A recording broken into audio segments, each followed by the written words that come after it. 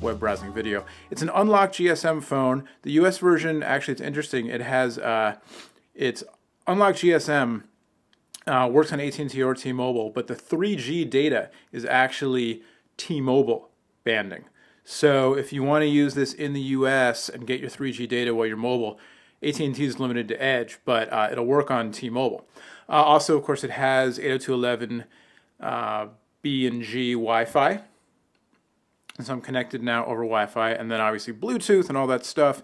Micro USB port, 3.5mm AV out jack on the top, etc., etc. So we'll watch a video here. We'll go to I don't know what any of these are. The most beautiful eyes ever. Sure. Let's look at that. And the browser is terrific, and it supports Flash within the browser. So it's not going to launch a separate YouTube app, but instead it's going to let me watch this video. And so I can watch the video inline here. I can even pop out to full screen mode.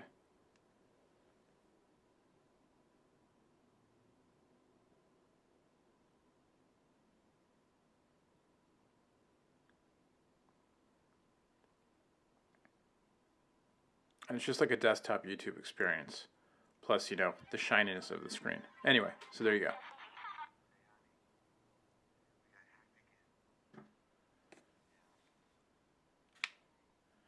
And you can use the rocker switch to zoom.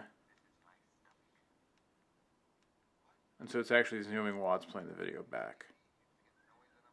Just kind of showing off the power of Maemo and the ARM processor. But if we really want to see, since we're watching some video, if we really want to see what this thing can do,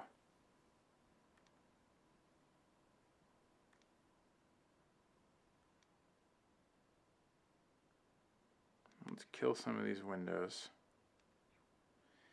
and let's go to the media player. It's an 800 by 480 display.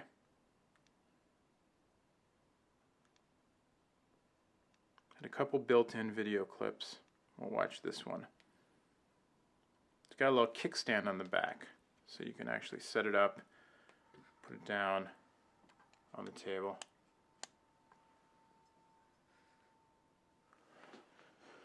Get rid of the glare from the overhead light there. You can still see the reflection of the tripod legs. Sorry about that. I don't know if this is coming through or not, but the screen is very impressive. It looks really nice.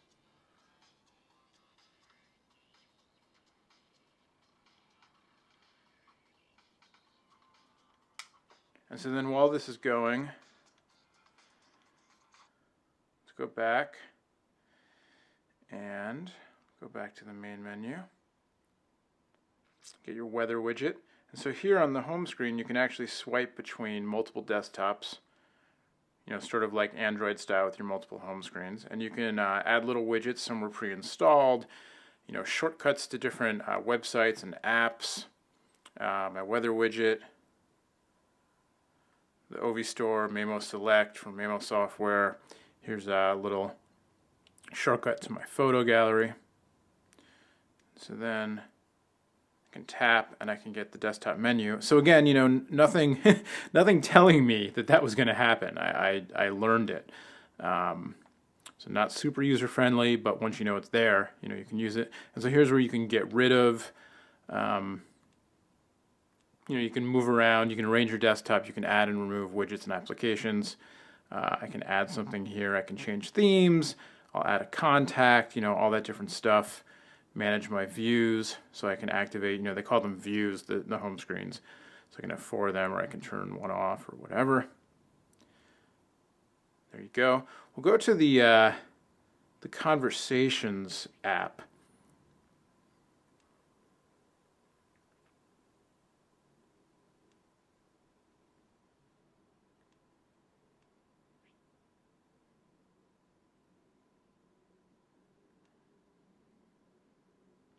And so here's an IM that I had with Aaron.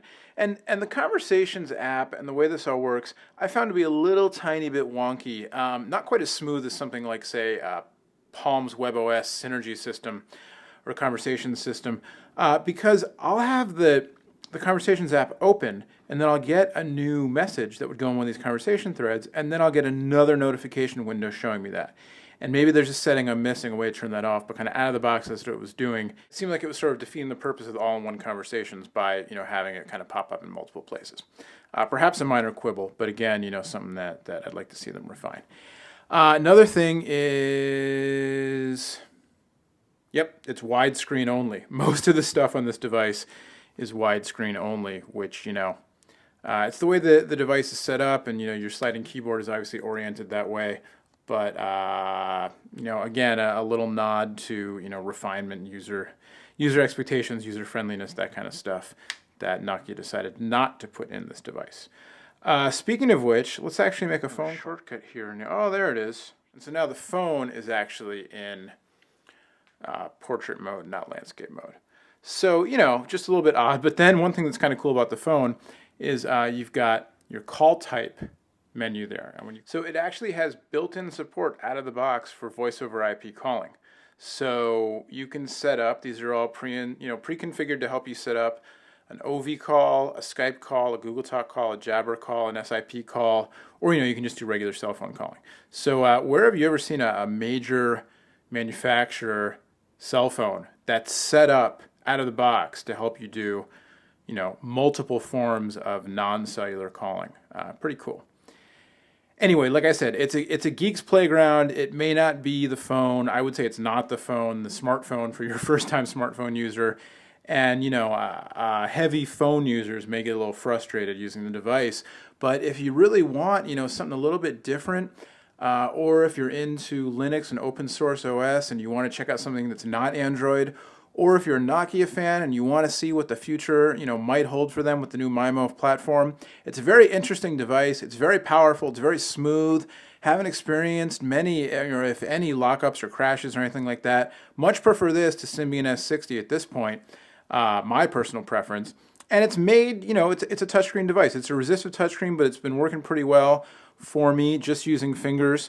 You can also use a stylus. There's a stylus built in. But, very powerful multimedia computer, sort of with, calling features thrown on top of it. So there you go. I would say, for geeks and hardcore enthusiasts, thumbs up. For everybody else, it's kind of a middle to thumbs down, but only because you're not going to want to go buy this phone and, use it every day, like I said, unless you're really into the whole idea of the Maemo platform. It's the Nokia N900. Thanks to the folks at Nokia for sending it our way to review.